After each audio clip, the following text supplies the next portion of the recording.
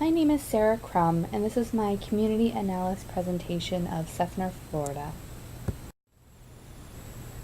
The origin of Seffner. On the border of Brandon and Plant City lies a tiny town called Seffner.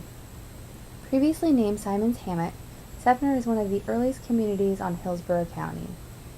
In 1862, the main road in Seffner was laid, followed by the completion of the railroad that connects Tampa, Brandon, Seffner, and Plant City. As the years passed, churches were built, along with farms, schools, and drugstores. In the year 1886, a yellow fever outbreak rocked the city of Tampa. During this time, Seffner was a place of refuge, away from this communicable disease. The evolution of the now considered suburb of Seffner is observed in the increase of population of over 5,000 by the year 1990. Along with the increase in people, big supermarkets such as Publix, Winn-Dixie, and Walmart were built. The picture on the right is the old post office, and the picture on the bottom is the post office today. That older picture was taken back in the 1800s. Seffner is a small community with one major road that intersects through the center of town called Martin Luther King Jr. Boulevard. MLK has recently been expanded from a 2-lane road to a 4-lane road. A couple of issues that were noted within the community is its lack of parks. Seffner does have a few playgrounds, however, there's no equipment for adults to utilize or even a track for people to walk on if they would like to get some exercise. Another issue that the residents have is that they do have to go outside the community in order to visit larger retail stores such as Target or Super Walmart. The population density for Seffner is above the county and state average at 2,300, with an increase of 1.13% last year. This increase of people in this area created the suburbia boom in Seffner, adding to the residents already living there in trailers and houses. There is still plenty of room for farms and nurseries at this point in time, but the vast open areas of land are starting to shrink. There were no community events scheduled in the near future noted. Community events encourage residents to be part of their community and, in essence, protect it as well.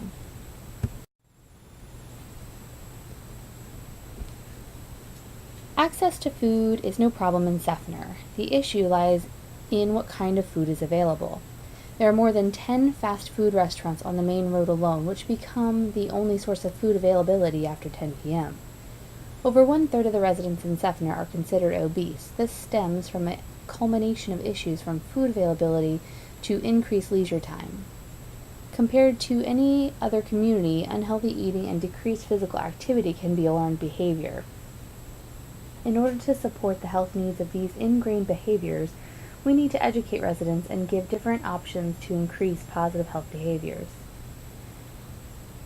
On the picture on the right, there is a KFC across the street on the left-hand side, and then on the right-hand side there's a Taco Bell. And the picture on the bottom, you can see a McDonald's and a Checkers, and that's just taken from a different angle on the same road.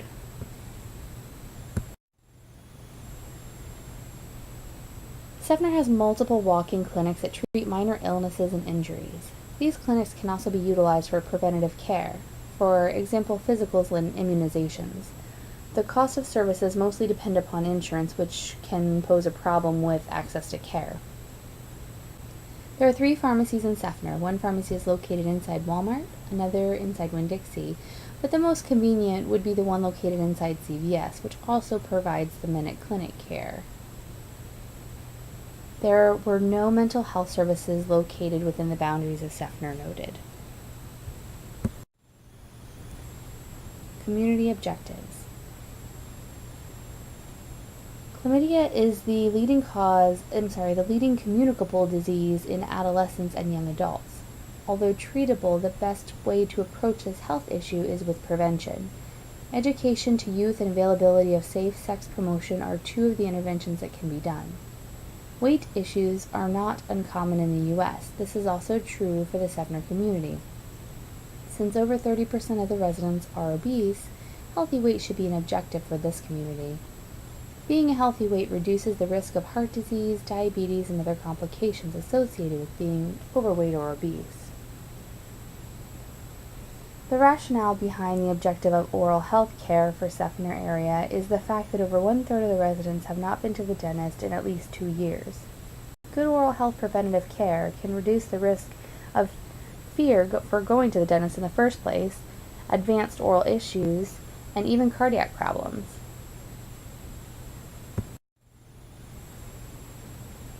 The adequacy of environmental resources in Seffner for the most part meets standards.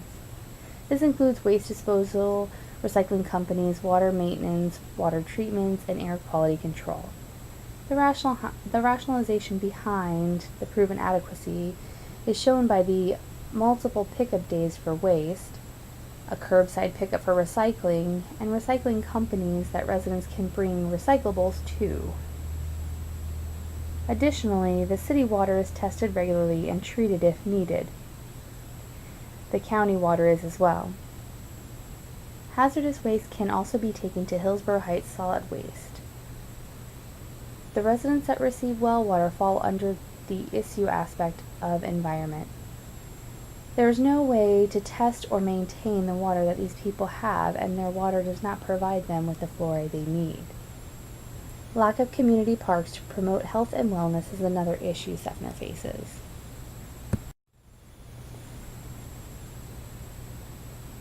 The officials are relatively easy to communicate to. Email is the easiest route to access them. The amount of time it takes for a response is unknown. Community meetings are held a few times a year with signs that advertise when the meetings are and what topic will be discussed.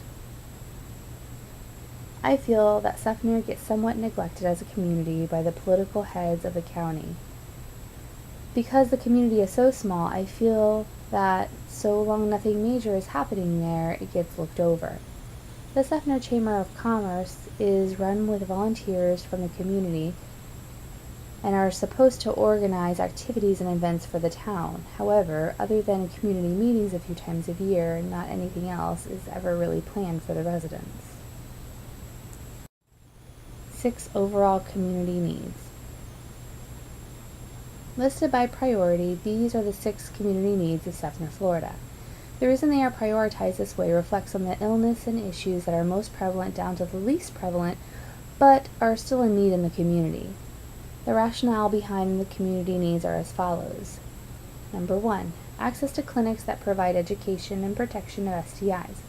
The reason behind this is because chlamydia, gonorrhea, syphilis, and HIV are the top 4 communicable diseases in Florida. Number 2, access to parks and equipment. This is with the intention of adults and families to decrease their leisure time and increase activity per day, seeing how over 1/3 of Seffner residents are considered obese.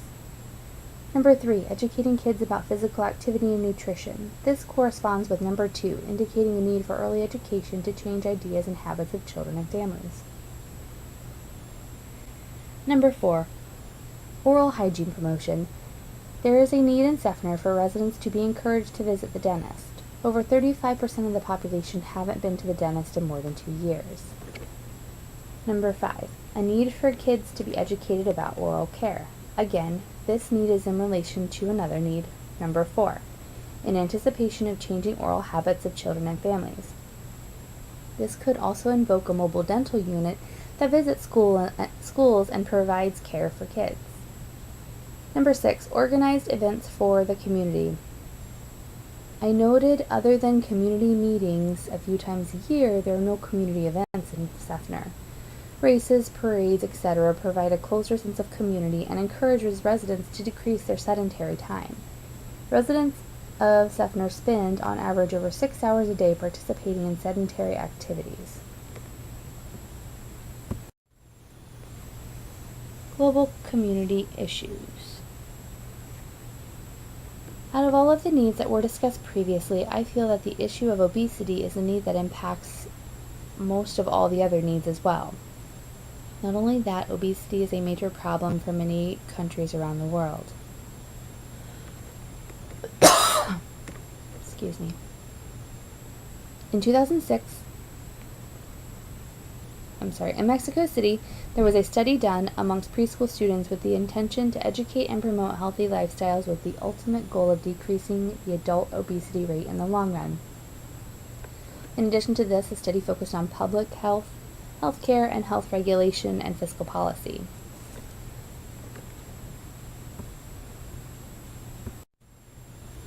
In 2006, they increased the tax for sugar-packed beverages, and schools banned sodas and unhealthy foods. 3 months after the start of the study, children had increased vegetable intake. Addressing the issue of obesity is multifactorial, meaning that since it can be associated with culture, the family as a whole needs to be involved if we want a successful outcome. Seffner struggles with providing places, equipment, and education to residents about obesity. I did note, however, a new gym that has arrived in the community. The problem that lies within only having a gym to access equipment is the cost and motivation factor. Another issue is the amount of access to unhealthy food at fast food restaurants.